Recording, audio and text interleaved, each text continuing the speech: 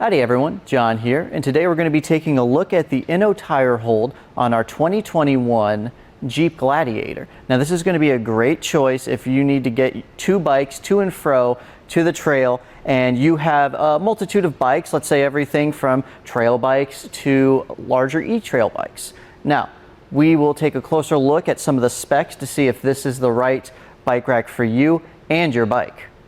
So when it comes to what kind of bikes can it hold and some of the specs, I definitely like that it's a 60-pound weight capacity. So that's going to hold up to some of your heavier electric bikes, which is something that's really nice whenever you see how much it weighs.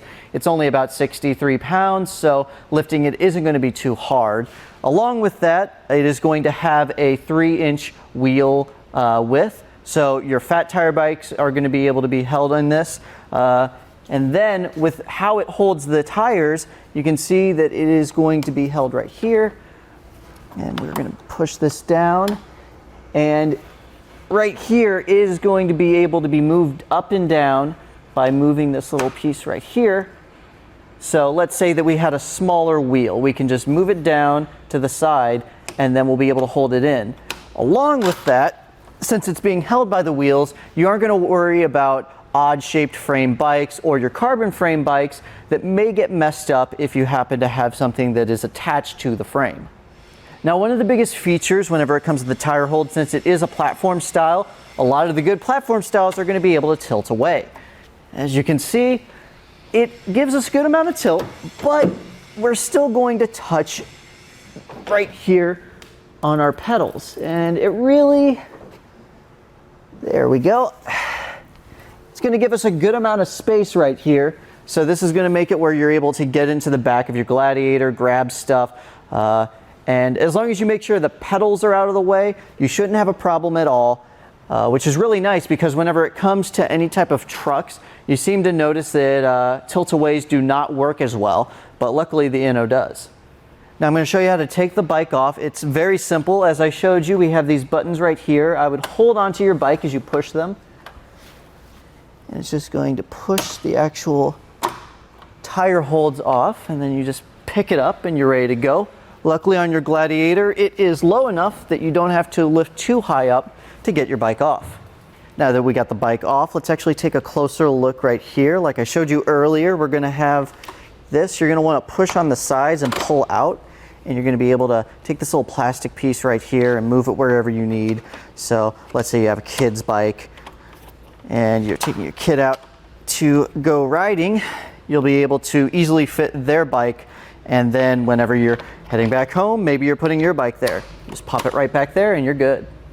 Now, whenever it's down in this position, you're going to have length coming off from the back of your Jeep. So let's take that into account. Whenever you're backing up, you may want to keep in mind how much length you actually have. You've got about 32 inches, and that's going to make it where, say you're backing into a parking spot or at the campsite, you're going to want to know. We'll get some more lengths whenever it comes to it in the upright position, but whenever it's right here, it's going to have 24 inches of ground clearance. Ground clearance is going to be very important whenever you're going up large hills. If you're taking this Jeep off-road, you're going to want to know what that is so you don't actually hit the bottom, but it luckily has a rise so you won't have to worry about that as much. Now, pulling this, as you can see, whenever we tilted it away, it's the same mechanism, this handle right here, which is very nice to work with. As you can see, very easy. And once I got it in this position, this is going to cut down some of the length. It's going to bring it down to 12 inches, so that's going to make sure you don't have to worry about things as much in the back. And then whenever it comes to how close it gets, it's not going to be close at all. It's going to be about 5.5 inches to the back of your Gladiator. It may move a little bit, but it's, as you can see, not going to get close. Now, when it comes to ground clearance for this, whenever it's in the tilted position, as you can see, we have a little bit of a dip here with the little mechanism that they have.